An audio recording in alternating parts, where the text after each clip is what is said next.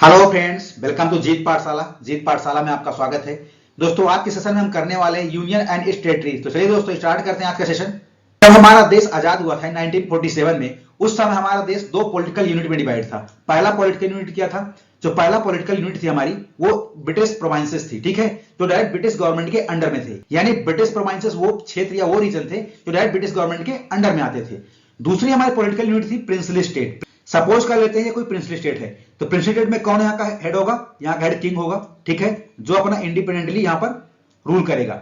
लेकिन इसका मतलब बिल्कुल नहीं है कि जो प्रिंसली स्टेट में इंडिपेंडेंट किंगडम थे, प्रिंसली स्टेट जो थे, वो एज ए इंडिपेंडेंट अपना रूल कर रहे थे। इंटरनल मैटर में अपना इंडिपेंडेंट तो थे, लेकिन ओवरऑल ब्रिटिश गवर्नमेंट की या ब्रिटिश क्राउन के अंडर में आते थे। ठीक है, यानी अगर सीधा सीधा बात करें, ओवरऑल किसके अंदर रूल था? ओवरऑल रूल किसका था?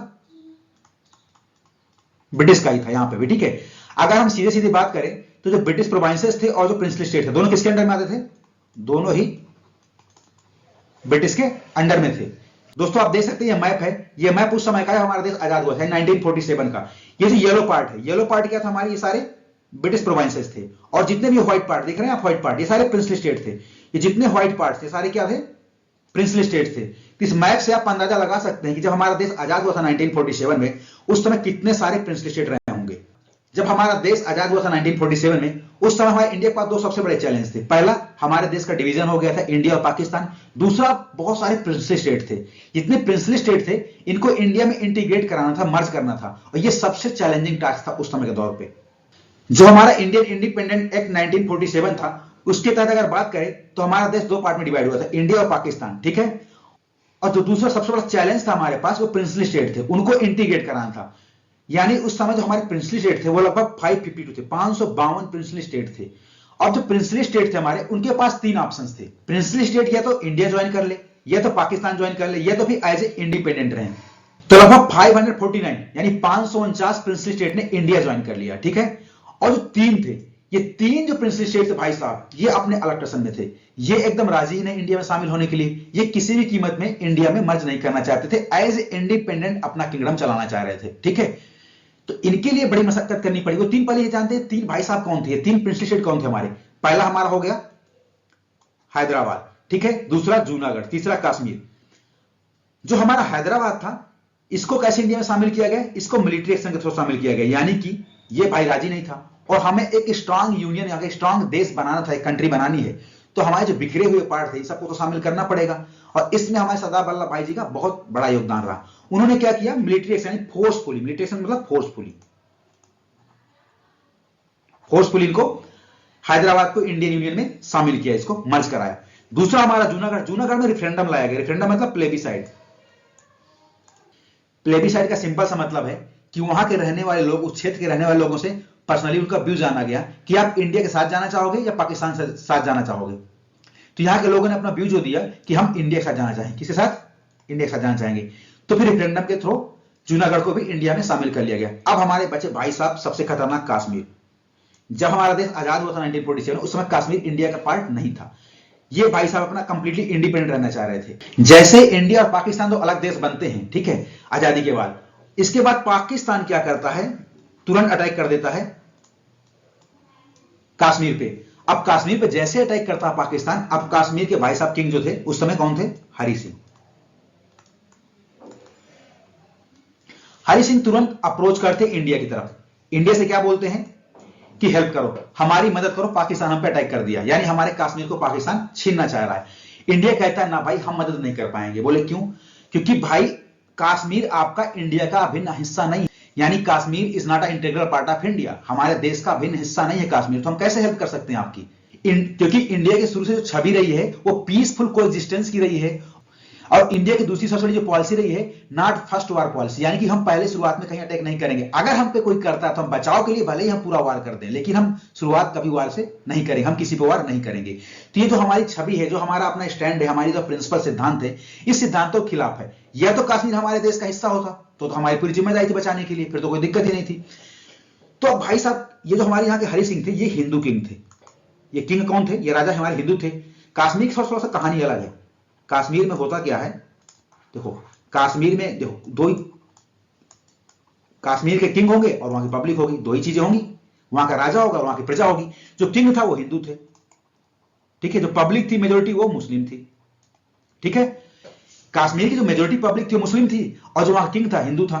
वो इंडिया अप्रोच किया, इंडिया ने उसकी हेल्प नहीं की, अभी फंस गया बेचारा कि करूं तो करूं क्या। उसे बचाना भी था कि पाकिस्तान के हड़प न ले। तो ये क्या करता, कहता भाई चलो ठीक है, मैं आपको इंडिया में शामिल कर देता हूं। तो इंडिया का ना भाई ऐसे नहीं, आपको लीगल तौर पे शामिल करना पड़ेगा, हमें इसका प्रूफ भी चाहिए। तो फिर क्या साइन करते हैं, इंस्ट्रूमेंट ऑफ एसेशन, जिसको हम क्या बोलते हैं, काइंड ऑफ लीगल डॉक्यूमेंट। ये काइंड ऑफ लीगल डॉक्यूमेंट है जो वेरीफाई करता है, क्लियरिफाई करता है कि कश्मीर ने अपनी मर्जी से इंडिया में इसको मर्ज किया है, ठीक है। जैसे कश्मीर के किंग हरि सिंह ने इंस्ट्रूमेंट ऑफ एसेशन साइन कर दिया, यानी कि लीगल तौर पे इंडिया में मर्ज कर दिया कश्मीर को, वैसे ही इंडिया इनकी मदद करने के लिए तैयार हो गया और पाकिस्तान के खिलाफ मोर्चा अपना खड़ा कर दिया, ठीक है। तो ऐसे करके कश्मीर भी हमारे इंडिया का हिस्सा बन गया, और यही वजह है जो आज भी कश्मीर हमेशा सेंसिटिव बना रहता है, हमेशा कश्मीर पे इशू बने रहते हैं। अब दोस्तों हम बात करते हैं कि जो हमारा यूनियन और इसके टेरिटरीज हैं वो हमारे कॉन्स्टिट्यूशन किस किस पार्ट में, किस आर्टिकल में मेंशन है। तो जो हमारे चैप्टर है यूनियन एंड टेरिटरीज, वो हमारे कितने आर्टिकल कवर करता है, आर्टिकल 1 to 4, आर्टिकल पहले से लेकर के चौथे आर्टिकल तक हमारे यूनियन और इसके टेरिटरीज के बारे में मेंशन है, ठीक। तो दोस्तों हम देखते हैं हमारा आर्टिकल नंबर 1, आर्टिकल 1 क्या कहता है, India that is Bharat shall be a union of states rather than federation of state, ठीक है। यानी हमारा आर्टिकल 1 क्या क्या कहता है, इस आर्टिकल में क्या क्या चीजें छिपी हुई हैं, क्या क्या चीज वो बताता है। तो पहली चीज क्या बताता है, नेम ऑफ अ कंट्री। तो हमारा आर्टिकल 1 क्या बताता है, अपने देश का नाम भी बताता है। क्या कौन कौन से नाम हमारे देश के, इंडिया और भारत। आपको याद होगा हमारे देश के बहुत फेमस क्रिकेटर है वीरेंद्र सहवाग जी, इन्होंने एक बार अपील की थी गवर्नमेंट ऑफ इंडिया से, भारत सरकार से, कि हमारे देश का नाम भारत रखा जाए। और जैसे उन्होंने अपील रखी सोशल मीडिया में, वैसे इनको बहुत ज्यादा ट्रोल किया गया। क्यों ट्रोल किया गया, क्योंकि हमारे कॉन्स्टिट्यूशन में ऑलरेडी भारत है, उनको पता ही नहीं था जनाब को, ठीक है। तो इंडिया और भारत दोनों ही मेंशन है हमारे कॉन्स्टिट्यूशन में, इंडिया बोलो या भारत बोलो, दोनों ही संविधान के आर्टिकल नंबर 1 में मेंशन है, ठीक है।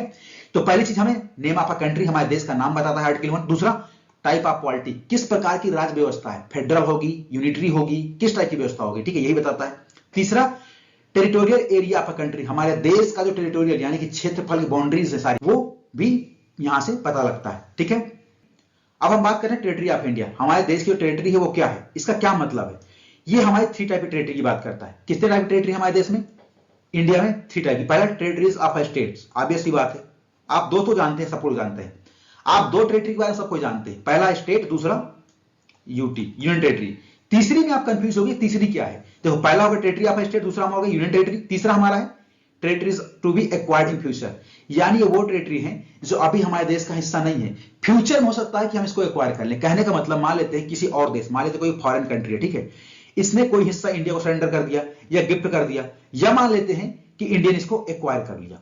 वो कोई भी दुनिया की किसी भी हिस्से को इंडिया हमारा एक्वायर करेगा, हमारा देश उसको अपने में मिलाएगा, वो किसमें आएगा, territories to be acquire in future, ठीक है।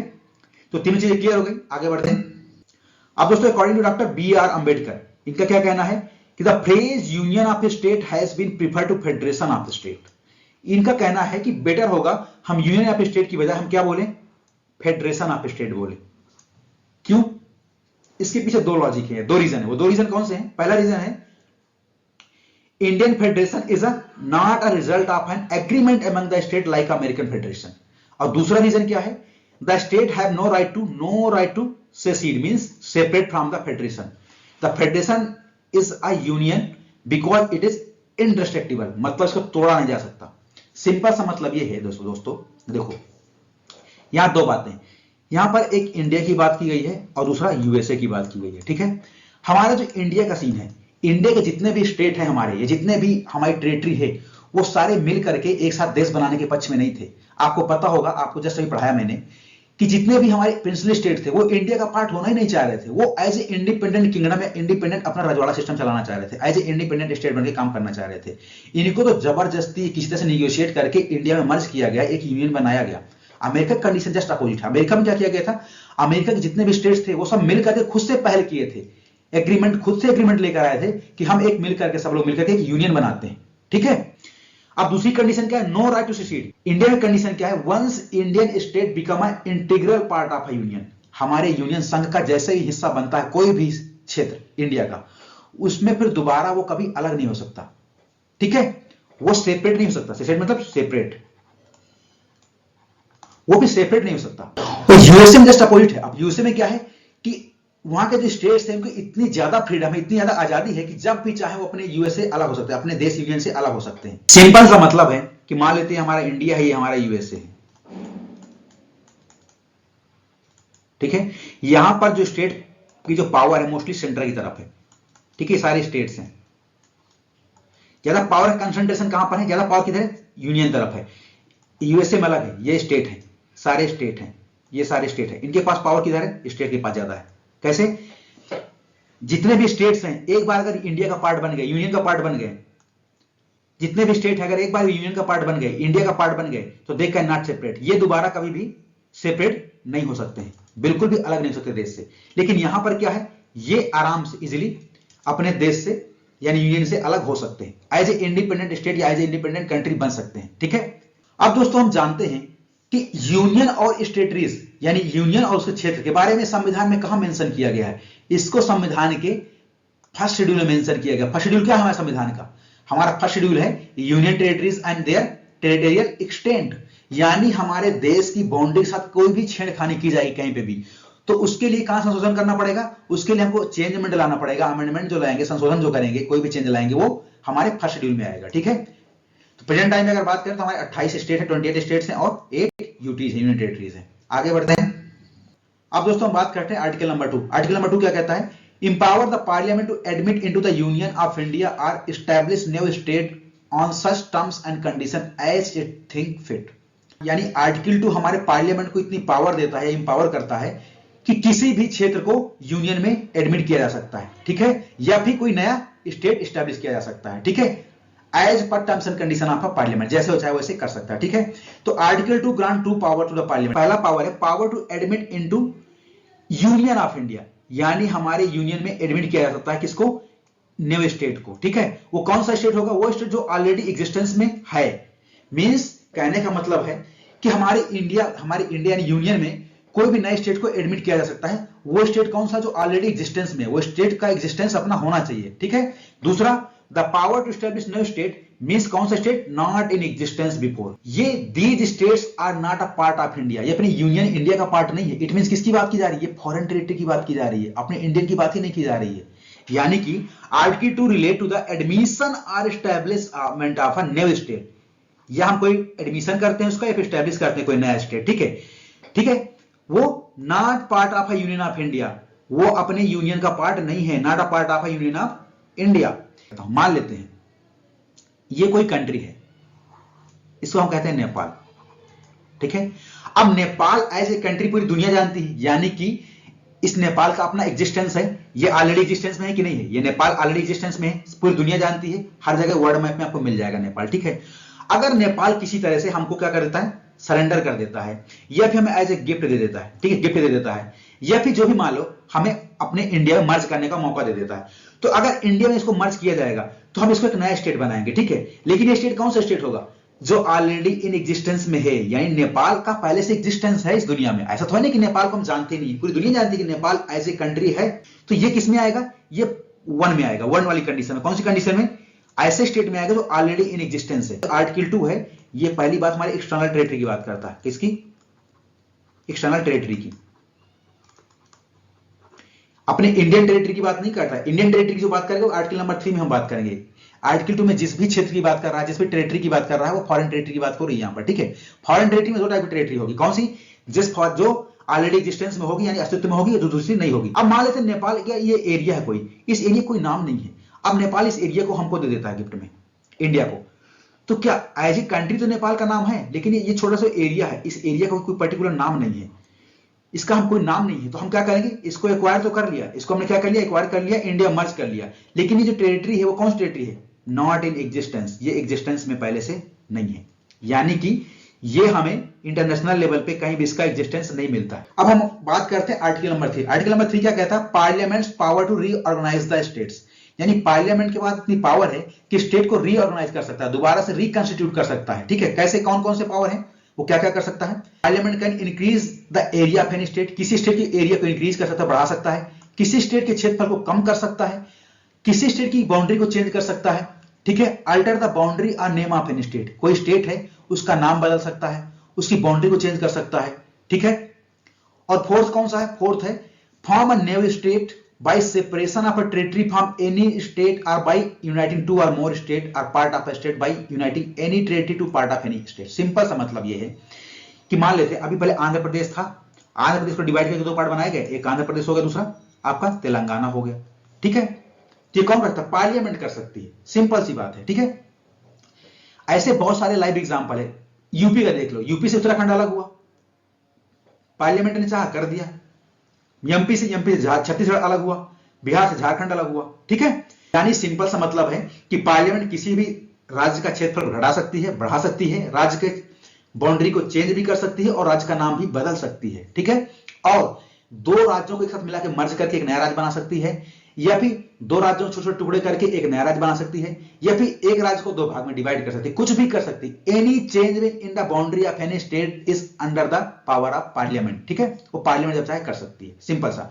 लेकिन इसकी दो कंडीशन है, ये सब जो करेगी पार्लियामेंट की दो कंडीशन है। कैसे कर सकती है? ऐसा नहीं कि आज सपना आया पार्लियामेंट के पास कर दिया, नहीं भाई, पार्लियामेंट को बिल लेके आना पड़ेगा। कहां पर? पार्लियामेंट में। ठीक है, the bill regarding these changes can be introduce in parliament. ये कोई भी स्टेट के अंदर कोई चेंजमेंट होगा, वो बिल कहां पर आएगा? वो पार्लियामेंट में आएगा। ठीक है, लेकिन पार्लियामेंट लाने से पहले एक कंडीशन है, बिल तो पार्लियामेंट में आएगा only with the prior recommendation of a president. Parliament में तभी बिल आएगा जब पहले से पहले रिकमेंडेशन ले लेगा किसकी? प्रेसिडेंट की। दूसरी कंडीशन क्या है? Before recommending the bill the president has to refer the same to the state legislature concern. ये कोई स्टेट यूपी है, मान लेते हैं यूपी है। ठीक है, अब यूपी की हम क्या कहते हैं? बाउंड्री में कोई छेड़खानी करना चाह रहे हैं, ये तो उसका क्षेत्रफल बढ़ाना चाह रहे हैं, ये उसका क्षेत्रफल घटाना चाह रहे हैं, ये इसके राज्य का नाम बदलना चाह रहे हैं, या बाउंड्री में कोई रिसेटलमेंट करना चाह रहे हैं, कुछ भी करना चाह रहे हैं। ठीक है, तो इसका बिल कहां पर जाएगा? ये बिल कहां प्रेजेंट किया जाएगा? पार्लियामेंट में। लेकिन पार्लियामेंट में बिल प्रेजेंट करने से पहले प्रेसिडेंट की रिकमेंडेशन जरूरी है। ठीक है, प्रेसिडेंट की। जैसे प्रेसिडेंट की रिकमेंडेशन के लिए बिल जाएगा, प्रेसिडेंट की रिकमेंडेशन के लिए प्रेसिडेंट क्या करेगा? इसको रिफर कर देगा कहां? जिस राज्य से संबंधित वो बिल होगा। कहां से था? यूपी से। तो यूपी के लेजिस्लेशन यानी कि यूपी की विधायिका के पास विधानसभा में ये बिल जाएगा। ठीक है, यूपी की विधानसभा में जब बिल जाएगा तो यूपी की विधानसभा से उसकी मर्जी जानी जाएगी, उसका मत जाना जाएगा कि भाई जो चेंजमेंट के लिए पार्लियामेंट में बिल लाया जा रहा है, क्या इससे आप सहमत हैं? तो तीन कंडीशन होगी, या तो यूपी सहमत होगा, या तो नहीं सहमत होगा, या तो कुछ वो अपनी एडवाइस देगा कि नहीं ऐसा ठीक तो है, लेकिन ऐसा नहीं, ऐसा ऐसा कर दो। ठीक है, तीन ही कंडीशन हो सकती हैं। पहला, या तो एग्री होगा, सहमत होगा, कहेगा हाँ ठीक है भाई बहुत बढ़िया। दूसरा, नहीं ये तो गलत है, हम बिल्कुल सहमत नहीं है। तीसरा, सहमत तो है लेकिन इसमें कुछ बदलाव कर दीजिए। तीन ही कंडीशन हो सकती हैं। अब तीनों कंडीशन के साथ ही वापस बिल प्रेसिडेंट के पास जाएगा।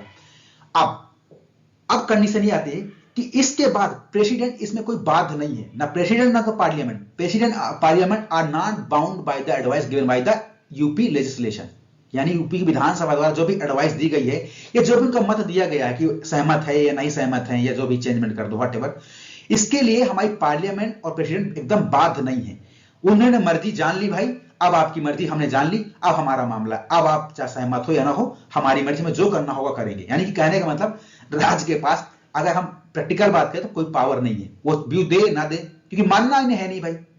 ठीक है, हाँ मान ले उनकी मर्जी है, लेकिन ना माने तो भी बात नहीं है। ठीक है, यानी प्रेसिडेंट और parliament not bound by the view of a state legislature and may either accept और रिजेक्ट। या तो एक्सेप्ट कर ले, रिजेक्ट कर देंगे तब भी राज्य कुछ नहीं कर सकता, एक्सेप्ट कर लेंगे तो कोई बात ही नहीं भाई। ठीक है, होप आप समझ गए होंगे। पार्लियामेंट का redraw the political map of India. जाहिर सी बात है भाई, जब पार्लियामेंट का इतनी पावर है कि किसी राज्य का क्षेत्र घटा सकता है, बढ़ा सकता है, उसकी बाउंड्री चेंज कर सकता है, नाम चेंज कर सकता है, तो इसका मतलब जो मैप है इंडिया का, उसको रीड्रा करने का पावर किसके पास हो गया? ऑब्वियस सी बात है, पार्लियामेंट के पास हो गया। हेंस टेरिटोरियल इंटीग्रिटी और continued existence of any state is not guaranteed bye constitution. इसका मतलब यह हुआ कि जो हमारी टेरिटोरियल इंटीग्रिटी है, जो हमारी टेरिटरी है, बाउंड्री है, वो कोई फिक्स नहीं है, कंटिन्यू नहीं है कि जो है वही रहेगी, ये कभी भी बदल सकती है। यानी इसका एग्जिस्टेंस फिक्स नहीं है। Therefore, India rightly described as the indestructible union of a destructible state. Destructible मतलब होता है ना टू ब्रेक, तोड़ देना। ठीक है, indestructible का मतलब जो नहीं तोड़ा जा सकता, यानी कि indestructible union, यानी जो यूनियन है उसको तो नहीं तोड़ा जा सकता। जो हमारा यूनियन है वो रहेगा, nobody can break them, उसको नहीं कोई तोड़ सकता। लेकिन जो हमारा राज्य है, इनको कभी पार्लियामेंट तोड़ मरोड़ सकती है, इसको तोड़ा जा सकता है, नॉट ब्रेकेबल, नॉट ब्रेक। ठीक है, यूनियन हमारा ब्रेकेबल नहीं है, स्टेट हमारा ब्रेकेबल है। सिंपल सा मतलब है कि यूनियन हमारा सदैव रहेगा, लेकिन राज्य कभी भी तोड़े मोड़े जा सकते हैं, इनकी बाउंड्री के साथ कभी भी छेड़खानी की जा सकती है। ठीक है, लेकिन अगर यूएसए की बात करें तो यूएसए में क्या है? यूएसए कंडीशन अलग है। यूएसए कंडीशन क्या है? An indestructible union of a indestructible state, यानी उसके राज्य को तोड़ा जा सकता है, ना उसके यूनियन को तोड़ा जा सकता है। सिंपल सा मतलब वही यूएसए में ना तो वहां की स्टेट को तोड़ा जा सकता है, ना तो यूनियन को तोड़ा जा सकता है, ठीक है, दोनों को नहीं तोड़ा जा सकता है, ठीक है। In case of union territory, देखो यूनियन टेरिटरी की अगर बात करें, अगर हम कोई यूनियन टेरिटरी में कोई हम बाउंड्री में चेंजमेंट लाना चाहते हैं, उसके नाम बदलना चाहते हैं, तो जाहिर सी बात है वो तो डायरेक्ट सेंटर के अंडर में आएगा, वो सीधे सीधे किसी से कंसर्न करने की जरूरत ही नहीं। कोई भी छेड़खानी अगर आपने यूटी के अंदर करनी, यूनियन टेरिटरी में, केंद्र शासित प्रदेशों में, तो वो किसके पास सीधे सीधे पावर है, उसके पार्लियामेंट के पास पावर है, वो किसी से कंसर्न ही नहीं करना, ठीक है। अब दोस्तों हम बात करते हैं आर्टिकल नंबर 4। आर्टिकल 4 क्या कहता है? allow parliament to make law for forming new state or altering existing ones or their boundaries and state that these law are not considered a constitutional amendment under article 368। यानी जो हमारा article number 2 था, आपको याद था मैंने article 2 क्या था? आर्टिकल तो हमारा एक्सटर्नल बाउंड्री की बात करता है, जो हमारे देश की बाउंड्री नहीं है, और आर्टिकल 3 ये हमारा इंटरनल बाउंड्री की बात करता है, जो हमारे देश का हिस्सा है, ठीक है। इन दोनों में कोई भी छेड़खानी करनी है, ठीक है, ये नया राज्य बनाना है या फिर अपने देश में सम्मिलित करना है या फिर स्टेट को बाइफरकेट करना, कुछ भी करना है, उसके लिए हमें कॉन्स्टिट्यूशनल अमेंडमेंट नहीं करना पड़ेगा। यानी कि हमें कॉन्स्टिट्यूशनल अमेंडमेंट नहीं करना पड़ेगा, जो 368 आर्टिकल के अंदर में आता है, ये हमें नहीं करना पड़ेगा। In order to implement article 2 और 3 parliament do not need any constitutional amendment. यानी अंडर आर्टिकल 368, यानी आर्टिकल 368 के अंदर जो हमारा कॉन्स्टिट्यूशनल अमेंडमेंट आता है, इसके साथ नहीं करना पड़ेगा। 368 आर्टिकल की जरूरत ही नहीं है, कॉन्स्टिट्यूशनल अमेंडमेंट करना ही नहीं है। यानी कैसे होगा फिर? Such law can be pass by simple majority, simple majority चाहिए और ऑर्डिनरी लेजिस्लेटिव प्रोसेस के थ्रू कर सकते हैं, यानी कि there is no need of a constitutional amendment, संवैधानिक संशोधन की जरूरत ही नहीं है, ठीक है। आगे बढ़ते हैं। Cede part of a territory Berubari union West Bengal to Pakistan. It has the power of parliament to demonize the area of the state under article 3 include also the power to cede Indian territory to the foreign country। Suppose करते हैं ये हमारी country, हमारा देश India है, this is India, ठीक है, और ये हमारा इंडिया है। अब इंडिया का मतलब ये वाला पार्ट है, इतना हिस्सा, ठीक है, ये हिस्सा हम किसको दे रहे हैं? हैंड ओवर कर रहे हैं बांग्लादेश को, हम बांग्लादेश को दे दिए। तो जो हम बांग्लादेश को ये हिस्सा दिए हैं, तो क्या हमारे आर्टिकल 3 में जो हम बात कही गई थी to demonise area of state, किसी एरिया के स्टेट को हम डिमोनाइज, छोटा कर सकते हैं, तो क्या हैंड ओवर करना, तो क्या हमारे आर्टिकल नंबर 3 में आएगा? क्योंकि आर्टिकल नंबर 3 कहता है ना कि हम किसी भी स्टेट की बाउंड्री को हम क्या कर सकते हैं? रिड्यूस कर सकते हैं, छोटी कर सकते हैं। तो क्या छोटी करना अलग बात है, ये बाउंड्री को हैंड ओवर कर देना, तो क्या ये भी आर्टिकल नंबर 3 के अंदर आएगा क्या? इसको हम डिस्कस करते हैं आगे, ठीक है। अब दोस्तों हम थोड़ा सा बैकग्राउंड देखते हैं कि जब हमारा देश आजाद हुआ था 1947 में, उस समय क्या कंडीशन थी। ये हमारा इंडिया है, ये हमारा बांग्लादेश है, ठीक है। अब हमारे इंडिया मान लेते हैं कोई टेरिटरी है और ये बांग्लादेश के अंदर टेरिटरी है, ठीक है। ये टेरिटरी किसकी है? ये इंडिया के अंदर है, मतलब इंडियन की टेरिटरी के अंदर आती है, लेकिन है किसके अंडर में? ये हमारे बांग्लादेश के अंदर में। अब देखो ये कहां पर है? ये बांग्लादेश के अंदर है, लेकिन किसके अंडर में है? इंडिया के अंदर में। आपको नहीं लग रहा कितना कॉम्प्लेक्स सिस्टम था कि ये है तो हमारा हिस्सा, ये इंडिया का अभिन्न अंग है, ठीक है इंडिया का पार्ट, लेकिन है कहां? किसकी बाउंड्री के अंदर घुसा हुआ है? बांग्लादेश की। और ये भाई देखो, ये भाई साहब है तो इंडिया के अंदर, लेकिन यहाँ के लोग रहने वाले कहां के नागरिक हैं? बांग्लादेश के। कितना मुश्किल काम है, मतलब यहाँ के लोगों के लिए कितना कॉम्प्लेक्स मैटर हो जाएगा, कितना मुश्किल काम हो जाएगा। आपको नहीं लगता कि ये थोड़ा सा मुश्किल काम होगा? तो इन चैलेंजेस को देखते हुए, यानी इन मुश्किलों को देखते हुए, गवर्नमेंट ऑफ इंडिया और बांग्लादेश दोनों मिलकर, दोनों देशों की गवर्नमेंट ने मिलकर क्या सोचा कि लैंड सेटलमेंट कर लेते हैं, लैंड सेटलमेंट एग्रीमेंट कर लेते हैं कि ये जो हिस्सा है ये हम क्या करते हैं? इंडिया हम खुद ले लेते हैं, और जो हमारा ये हिस्सा है हम इसको बांग्लादेश को दे देते हैं।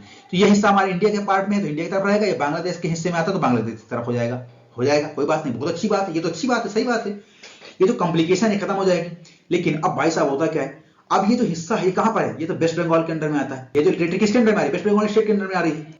अब भाई साहब वेस्ट बंगाल खड़े हो जाते हैं, बोले अरे यूनियन की इतनी हिम्मत कि मेरे स्टेट के हिस्से को आप हैंड ओवर कर रहे हो बिना मुझसे पूछे। भाई टेरिटरी मेरी है, ये जो हिस्सा आप दे रहे हो बांग्लादेश को, ये मेरे राज्य का अभिन्न अंग है, और आप कैसे दे दिए? मुझसे पूछा क्या? बिना मेरी मर्जी कैसे? ये बोलता है वेस्ट बंगाल कि भाई ऐसा तो मैं नहीं होने दूंगा। अब वेस्ट बंगाल भाई साहब क्या करते हैं? ये अप्रोच करते हैं जुडिशियरी की तरफ। कहां जाएंगे? जुडिशियरी मतलब सुप्रीम कोर्ट। ये सुप्रीम कोर्ट चले गए। अब सुप्रीम कोर्ट जाते हैं तो क्या होता है, देखते हैं आगे। अब सुप्रीम कोर्ट जजमेंट देता है। सुप्रीम कोर्ट क्या कहता है? The power of parliament to demonise the area of a state under article 3 does not cover the secession of a Indian territory to the foreign country. या article number 3 क्या कहता है कि किसी भी एरिया की बाउंड्री को हम डिमोनाइज कर सकते हैं, कम कर सकते हैं, आर्टिकल 3 में, ठीक है। वो तो पार्लियामेंट का पावर है, वो पार्लियामेंट का पावर है, लेकिन अपने देश की बाउंड्री किसी देश को और देश को हैंड ओवर कर देना, किसी दूसरे देश को सौंप देना, ये भाई आर्टिकल 3 के अंडर में नहीं आता, ये मामला अलग हो गया, ठीक है। यानी सिंपल सा मतलब ये हुआ, जब अपने देश से किसी हिस्से को आप किसी विदेश को सौंपोगे, यानी फॉरेन कंट्री को सौंपोगे, तो वो आपको सिंपल पार्लियामेंट्री एक्शन से काम नहीं चलेगा, आपको क्या करना पड़ेगा, कॉन्स्टिट्यूशनल अमेंडमेंट करना पड़ेगा, वो भी अंडर आर्टिकल 368। ठीक है, hence the Indian territory can be ceded to the foreign state only by the amending the constitution under article 368। आपको constitutional amendment act under article 368 के थ्रू करना पड़ेगा, यानी आर्टिकल 368 के संविधान संशोधन से ही कर सकते हैं आप। ठीक है, अब जब सुप्रीम कोर्ट का जजमेंट आ गया कि पार्लियामेंट ऐसे नहीं कर सकती, उसके लिए आपको क्या करना पड़ेगा, कॉन्स्टिट्यूशनल अमेंडमेंट करना पड़ेगा, संविधान संशोधन करना पड़ेगा, वो भी आर्टिकल 368 के तहत। तो अब पार्लियामेंट परेशान कि अब हम लैंड सेटलमेंट तो कर नहीं सकते ऐसे। तो पार्लियामेंट क्या करती है, 9th कॉन्स्टिट्यूशनल अमेंडमेंट, 9वां संविधान संशोधन करती है 1960 में, और enacted to transfer the said territory to Pakistan, और पाकिस्तान को ट्रांसफर कर देती है। ठीक है, इसका सुप्रीम कोर्ट की फिर एक रूलिंग आती है 1969 में, और क्या कहता है, settlement of a boundary disputed between the India and another country does not require constitutional amendment। लो भाई, अब यहां पर सुप्रीम कोर्ट क्या कहता है कि अपने देश का हिस्सा है, अपने देश की किसी भी टेरिटरी को किसी दूसरे देश को दे रहे हो तो संविधान संशोधन के अंदर में आएगा, लेकिन अगर आप लैंड सेटलमेंट कर रहे हो तो फिर वहां पर संविधान संशोधन की जरूरत नहीं है। लैंड सेटलमेंट करना अलग बात है, और अपने देश की कोई टेरिटरी को किसी देश को सौंप देना वो अलग बात है। अब कहोगे कि दोनों में अंतर क्या, अंतर सिंपल सा है कि जब किसी देश को आप अपनी बाउंड्री देते हो, मान लिया कोई एरिया इंडिया का है, आप दे दिया बांग्लादेश को, तो आपने सिर्फ दिया है ना, उससे लिया तो है नहीं, सेटलमेंट तो कुछ किया नहीं, तो ये किस में आएगा, आर्टिकल 368 में, कॉन्स्टिट्यूशनल अमेंडमेंट के अंदर आएगा। लेकिन मान लेते हैं इंडिया है या बांग्लादेश है, यहां दो टेरिटरी है, तो ठीक है 3-4 टेरिटरी है, आपने क्या किया, 2 आपने ले लिया, उनको दे दिया, 2 उन्होंने आपको दे दिया, तो काइंड ऑफ सेटलमेंट हो गया। ठीक है, तो ये जो सेटलमेंट वाला होगा, यानी सेटलमेंट की जब भी बात होगी, ठीक है, सेटलमेंट किसके अंडर में आएगा, ये ऑर्डिनरी एक्शन में आएगा। किसमें आएगा, ऑर्डिनरी एक्शन। ऑर्डिनरी एक्शन मतलब not constitutional amendment, constitutional amendment नहीं करना पड़ेगा अंडर आर्टिकल 368। लेकिन अगर आप सीड करोगे, अपनी बाउंड्री किसी को दोगे, तो ये भी कॉन्स्टिट्यूशनल अमेंडमेंट एक्ट के तहत ही कर सकते हो आप, अंडर आर्टिकल 368। ठीक है, आप दोस्तों क्या होता है कि 100 कॉन्स्टिट्यूशनल अमेंडमेंट 2015 में हमारा संविधान संशोधन होता है। इस संशोधन के तहत हम क्या करते हैं, it give effect to the acquiring of a certain territory to Bangladesh by India and transfer of a certain other territory to the Bangladesh. ठीक है, ये इंडिया है और ये बांग्लादेश है। ठीक है, ये बांग्लादेश है, enclave of India, enclave of Bangladesh. देखो, enclave of Bangladesh green colour है, और इनक्लेव ऑफ इंडिया ये देख रहे हो काइंड ऑफ इस कलर, भगवा कलर टाइप का दिख रहा है। ठीक है आपको, तो ये जो कलर दिख रहा है इनक्लेव ऑफ इंडिया, ये देखो, ये सारे देख रहे हो आप, ये सारे, ये कहां पर है, बांग्लादेश में, और टेरिटरी किसकी है, इंडिया की। कितना कॉम्प्लेक्स मैटर था। और जो ग्रीन कलर देख रहे हो आप, ग्रीन कलर टेरिटरी देख रहे हो सारी, ये कितनी सारी टेरिटरीज है, ये किसकी है, बांग्लादेश की, लेकिन है किसके अंडर, बाउंड्री के, इंडिया की बाउंड्री के अंदर है। तो भाई सेटलमेंट करना तो बनता ही है ना। इसमें क्या किया गया, ये जितनी भी ग्रीन बाउंड्रीज हैं, सारी ग्रीन बाउंड्री, ठीक है, देख रहा है ग्रीन बाउंड्री, ये सारी किसकी हो गई, ये इंडिया का पार्ट हो गया। और जितने भी भगवा कलर की सारी बाउंड्रीज दिख रही हैं आपको, ये सारी चीजें, ये सब, ये किसकी हो गई है, फाइनली बांग्लादेश की हो गई। इस लैंड सेटलमेंट पे इंडिया का थोड़ा लॉस जरूर हुआ। लॉस क्यों हुआ कि जितनी भी हमारी टेरिटरी थी बांग्लादेश के अंदर, इंडियन टेरिटरी थी, वो एरिया वाइज ज्यादा थी in comparison to Bangladeshi territory जो इंडिया में थी। ठीक है, तो कोई बात नहीं, इसके बाद हम फायदे में इसलिए हैं कि रोज की डेली की नोक झोंक, फालतू लोगों की झकपक जो होती थी, इससे बचने के लिए पीस बहुत जरूरी है, और पीस से बड़ा कोई प्राइज नहीं हो सकता। ठीक है, अब देखो ये सारी बाउंड्री अपने इंडिया के अंडर वाली जो इंडिया की हो गई, जो बांग्लादेश के अंडर वाली सारी बांग्लादेश की हो गई। कम से कम बवाल तो नहीं है रोज का। कितनी कॉम्प्लेक्स सिचुएशन रही होगी कि लोग इंडिया के थे रहते बांग्लादेश में थे, लोग बांग्लादेश के थे रहते इंडिया में थे। अब जब हमारा लैंड सेटलमेंट एग्रीमेंट हुआ तो किस किस स्टेट को अफेक्ट किया गया, वो कौन से कहां से वो बाउंड्रीज कहां की थी, आसाम की थी, मेघालय की थी, त्रिपुरा की थी और वेस्ट बंगाल की थी। ठीक है, और सारी पता है आपको फर्स्ट शेड्यूल के अंदर में आता है। कोई भी टेरिटरी की बात करेंगे, इंडिया के किसी भी क्षेत्र की बात करेंगे, वो हमारा किस शेड्यूल में आएगा, फर्स्ट शेड्यूल में आता है। ठीक है, उससे हमारा जो इंडियन यूनियन था 4 पार्ट में डिवाइड था, part A, part B, part C, part D. ठीक है, टोटल 29 स्टेट्स उस समय हुआ करते थे। तो पार्ट ए में कौन सा, फॉर्मर ब्रिटिश गवर्नर प्रोविंसेस थे। पार्ट बी में फॉर्मरली प्रिंसली स्टेट थे, ये प्रिंसली स्टेट हुआ करते थे, लेजिस्लेचर प्रिंसली स्टेट तो थे लेकिन लेजिस्लेशन वहां पर थी। पार्ट सी में ये मिक्सअप था दोनों, किसका, फॉर्मर चीफ कमिश्नर प्रोविंसेस था, सम प्रिंसली स्टेट, दोनों मिक्सअप था। और फोर्थ में केवल एक ही था, अंडमान एंड निकोबार आइलैंड था। ठीक है, 9 फॉर्मर गवर्नर प्रोविंसेस थे, आप देख सकते हो, पढ़ सकते हो, ये जैसी चीजें हैं। ठीक है, यहाँ पर 9 यहाँ पर भी थी, यहाँ पर 10 थे। ठीक है, तो देखो 9 9 18%, 28 + 1 यहाँ पर 1 थे, 29 होगा टोटल 29। ठीक है, जो हमारा कंप्लीट कंट्री 4 टाइप में डिवाइड था, इसको और सिंप्लीफाई करने के लिए हुआ कि स्टेट को रीऑर्गेनाइज किया जाए। तो स्टेट को रीऑर्गेनाइज करने के लिए क्या करना पड़ा, स्टेट रीऑर्गेनाइजेशन कमेटीज बनाई गई। ठीक है, तो देख लेते हैं कौन कौन सी कमेटीज थी। पहली कमेटी जो बनाई गई, धार कमेटी बनाई गई थी, दूसरी जेवीपी कमेटी थी, तीसरी फैजल अली कमेटी बनाई गई। ठीक है दोस्तों, इन तीनों कमेटीज को जो मैंने कंपैरेटिव चार्ट बनाकर समझाने की कोशिश की है आपको, इसके पीछे एक रीजन है। अलग अलग अगर पढ़ा था तो आप भूल जाते, अब तीनों एक साथ कर दिए तो आपको भी भूलेगा नहीं लाइफ में, अगर ठीक से पढ़ लिया आपने। अपॉइंट कब की गई थी, जो हमारी धर कमेटी थी 1948 में अपॉइंट की गई थी, जून 1948 में। जेबीबी कमेटी कब अपॉइंट की गई थी? दिसंबर 1948 में। फैजल अली ये दिसंबर 1953 में अपॉइंट की गई थी। किसके चेयरमैन में, किसके अंडर में ये अपॉइंट की गई थी कमेटी? धर कमेटी। एसके धरजी थे इसके चेयरमैन, इनके अंडर में कमेटी अपॉइंट की गई थी। जेबीबी कमेटी किसके अंडर में अपॉइंट की गई थी? 3 पे J for Jawaharlal Nehru, B for Vallabh Bhai Patel, P for Pattabhi Sitaramayya. ठीक है, ये 3 पर्सन थे। फैजल अली कमेटी के चेयरमैन कौन थे? फैजल अली इसके चेयरमैन थे। उसके मेंबर कौन थे? KM. Panicker and H.N.. Kunzru थे। ठीक है, क्या रीजन था, क्या वजह थी कि हमें इन कमेटीज को बनाना पड़ा? तो demand for different region, particularly South India से बहुत सारी डिमांड आ रही थी। ठीक है, कि हमारे स्टेट को रीऑर्गेनाइज किया जाए, लेकिन रीऑर्गेनाइजेशन का जो बेस हो वो लिंग्विस्टिक बेसिस पे किया जाए, भाषा के आधार पर हमारे राज्यों का दोबारा से ऑर्गेनाइजेशन किया जाए। ठीक है, दूसरा क्या? Due to resentment of a Dhar commission, report from linguistic provinces committee appointed by the Congress. ठीक है, धर कमीशन ने अपने रिपोर्ट दी होगी, जो भी बात उन्होंने कही होगी, उससे लोगों के अंदर संतोष नहीं था, यानी कि सेटिस्फैक्शन नहीं था, और फिर कांग्रेस ने दोबारा से फिर जेबीबी कमेटी अपॉइंट की। ठीक है, तीसरी Fazal Ali committee took the creation of Andhra Pradesh, intensification of a demand from a, देखो आपको पता पहला हमारा जो लिंग्विस्टिक स्टेट कौन था? आंध्र प्रदेश 1953 में बना था।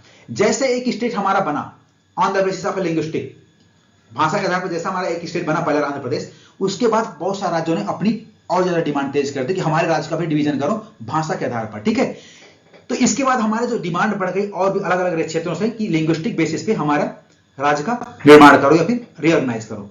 अब रिकमेंडेशन क्या? धर कमीशन की, धर कमीशन जो रिकमेंडेशन थी, reorganisation of state on the basis of administrative convenience, administration के सुविधा के आधार पर हम ऑर्गेनाइजेशन करेंगे राज्य का, ना कि भाषा के आधार पर। यानी कि लिंग्विस्टिक के आधार पर जो था डिमांड हो रही थी, वो इसको क्या कर दिया, इस फैक्टर को खारिज कर दी इन्होंने। एसके धर साहब ने क्या कहा कि जो राज्यों का पुनर्गठन होगा वो प्रशासनिक सुविधा के आधार पर होगा, ना कि भाषा के आधार पर होगा।